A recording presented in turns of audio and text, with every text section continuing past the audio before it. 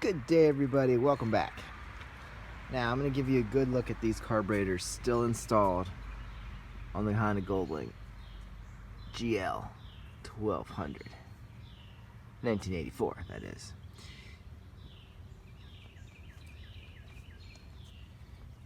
See how they're on there? Carb boots are real tiny. They're right there, and then these pipes here take it down here into the engine.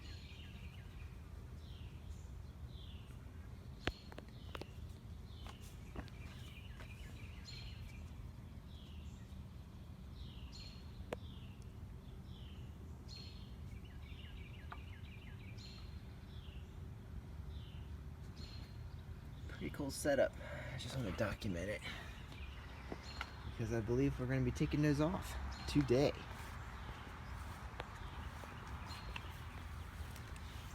They're not doing this bike any good. We'll get them sold. Get them out to somebody else.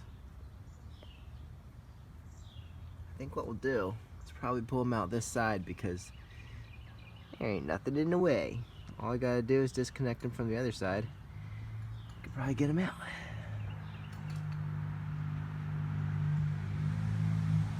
All right. Well, that's the look on the bike.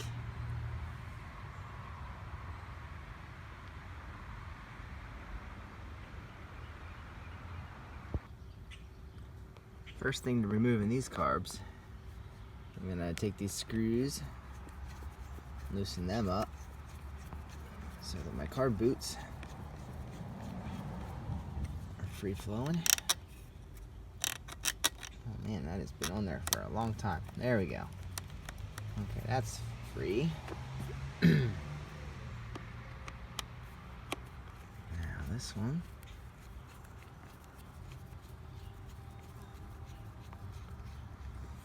If you've ever worked on carburetors before, I'm gonna bet they're probably a twin, like a V-twin or an inline 4 or a it's a Ninja or something, a set of 2 inline. So those boots are free. Let's see if we have any hoses. There's a line right. Sorry, there's a line right here to see where that goes. That's connected to the carbs. We don't have to remove it. Stay on there. Seems pretty easy to take off though. And there is this line, and that's gonna get caught right here. That is, oh, that's into here. So I could pull that off. And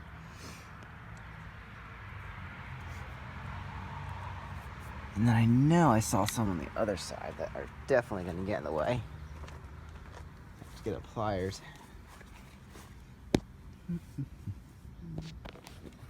Right there. And that line looks a little grungy.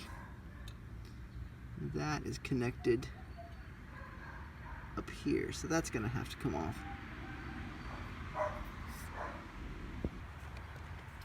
I decided to go ahead and take these off because there are metal lines right here, and there are 4 tubes coming off of these and going into the carburetor underneath, and there are hose clamps on them. They're hard to get to. So for my state of purposes, these are already off, and it looks like it might just lift up pretty easily. So what I'm gonna do, maybe I'll try and pop them up, see if that works. But I think it might be the easiest way to get these out. Oh, they'll pop up, but I gotta pull these off first. So I'm gonna pull these off with a 10mm socket, and this sucker should, once I pop those lines off, should pull out. Now that I got this loosened up, I thought I would show you what is happening. This is where air and fuel is going to be mixed. Well, it's going to be mixed here and then run through here. When I loosen this up, there is literally water and maybe a little bit of gas here flowing out from the gasket here. Look at that. That's water. So that's not a good sign. Water's been getting in here. Look at that. That's water. Definitely water. Now this had a head gasket problem from what I'm told.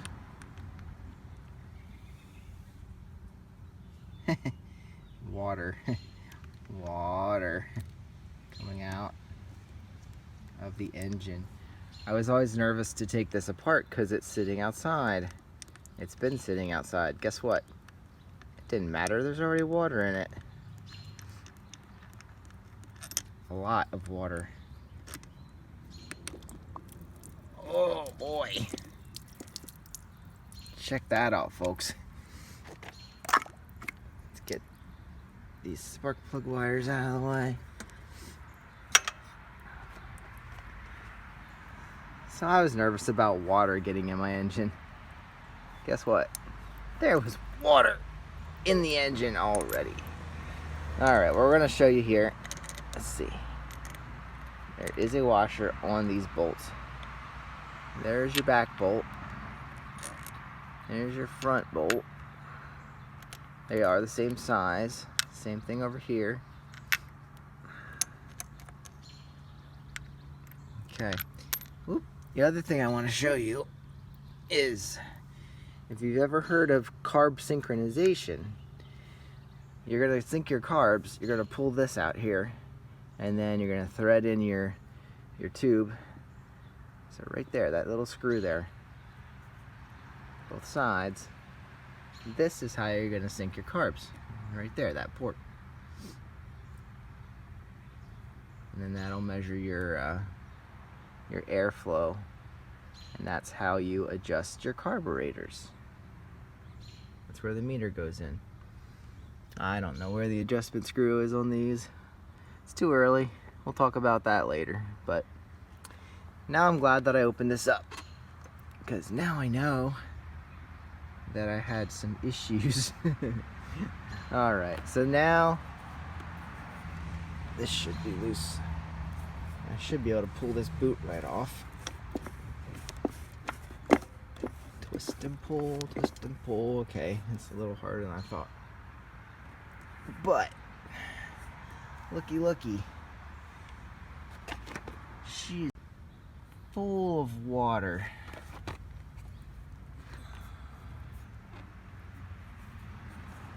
Get out of the way.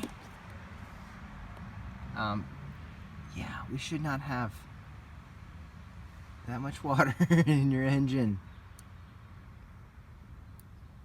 Jeez. Yeah, we got issues. Well, I probably don't even need to pull this out of the way, because right now I should be able to slide these carburetors right out of here. What is connected here?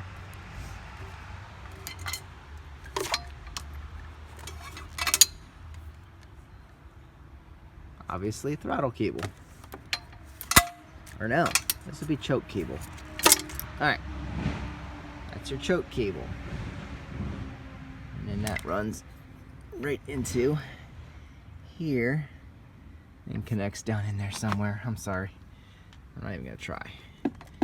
But yeah, this seems pretty loose. Oh yeah, I gotta pop these up. I'll pop these up and get back with you. Let's look back at the flooded engine.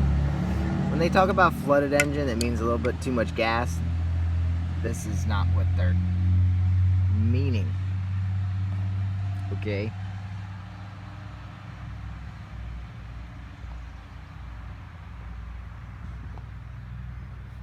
Alright, so once I got this off, yeah, this just pops up. So that's pretty simple and easy. Ooh, yeah, just throw it right in the water. Not that it really matters. And then if you need to take this off, we can get this hose off of here. Just pull that back. There, that'll free it off of this. And then we should be able to, I just pried this off real carefully. Find a point that you're not going to damage anything.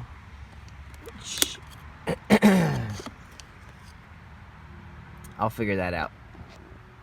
But as I showed you, this guy just lifts off. And now we're really free, I think. Now this whole thing should slide out the other side. Or this side. Shall we do this side? There's stuff in the way. Stuff in the way. But that's free. So I'll jiggle it and come back when I get it off.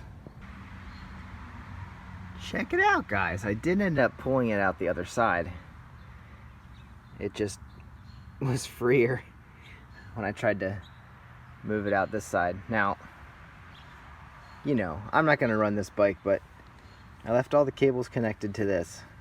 So we still have the choke cable connected, and we still have the throttle cables connected. I just had to unroute them from up front where they were. If you want to look at disconnecting these, that is in a previous video, so check that out. But now you can look at where this setup is for the throttle.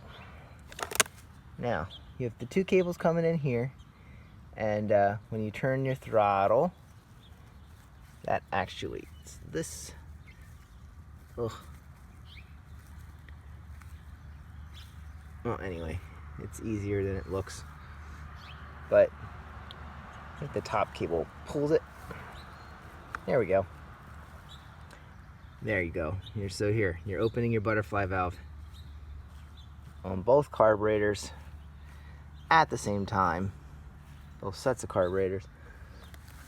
And you can probably even see that if we look in the end. There you go. There's the butterfly valve. If I can do this with one hand, see that? That is what is happening.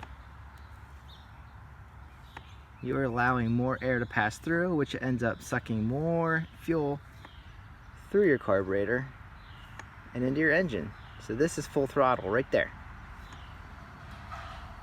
And then obviously when you return it by the springs in the natural position, the other one returns, the other cable returns it. So that's a pretty cool setup. A lot more work than an inline 4 because you don't have all this. Well, I guess you do.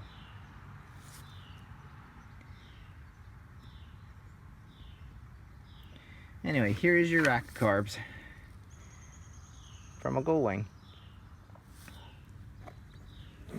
Since we don't need that anymore, throw that out there. That's where your air comes in. Alright, so in the next video, now that we got these out, we'll look at opening them up and see how the carbs look inside. But, you know, I was worried about this side of the engine being open. Since I can't close it, don't have the parts. Now I'm actually more worried about this side of the engine. Completely full of water. That does not make me happy. That does not make me happy. So I guess the best course of action would be just to rip it all off so the water can get out of there. And then put it inside. Alright, thanks for watching. Subscribe if you want to. This was getting the carburetors off of the GL1200. Have a great day.